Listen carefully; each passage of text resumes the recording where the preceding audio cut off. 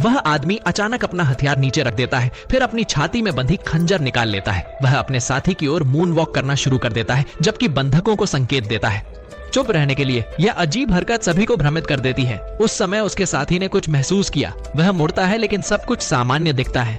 बंधकों की भ्रमित नजरों के सामने वह आदमी अपना हथियार जमीन पर रख देता है, फिर वह अपनी खंजर को अपने साथी के गले की ओर मोड़ लेता है। तेज हरकतों से वह उसे मारने में सफल हो जाता है। इसके बाद वह आदमी धीरे धीरे अपने आप को बड़े ध्यान से काउंटर की ऊंची मेज पर सटीकता से टिका देता है।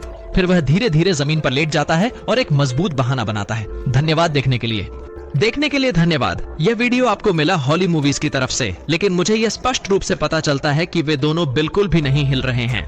घबराहट में वह मेज पर सो रहे अपने साथी को जगाने की कोशिश करता है, लेकिन उसे पता चलता है कि वह आदमी कुछ समय पहले ही मर चुका है। वह तुरंत जमीन पर पड़े आदमी की जांच करने के लिए आगे बढ़ता है, लेकिन उसके शरीर में कोई घाव नहीं मिलता। इसलिए वह यह जांचने के लिए उसके सीने की ओर झुकता है कि क्या उसका दिल अभी भी धड़क रहा है। उसके ध्यान न देने के बावजूद आदमी आंखें खोलकर धीरे सिर के पीछे खंजर उठाता है। अगले पल धन्यवाद।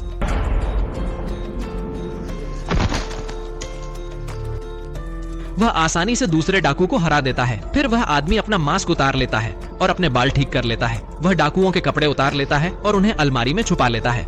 इसके बाद वह भोले भाले तरीके से बंधकों के साथ घुल मिल जाता है। थोड़ी देर बाद 3 और डाकू लॉबी में प्रवेश करते हैं। अपने टीममेट की लाश देखकर वे क्रोध से बंधकों की ओर हथियार उठाकर बोले, इसको किसने किया?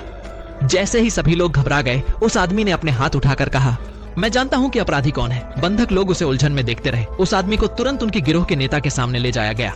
नेता ने उस आदमी से कहा, अगर तुम हत्यारा ढूंढ लेते हो तो मैं तुम्हें आजाद कर दूंगा।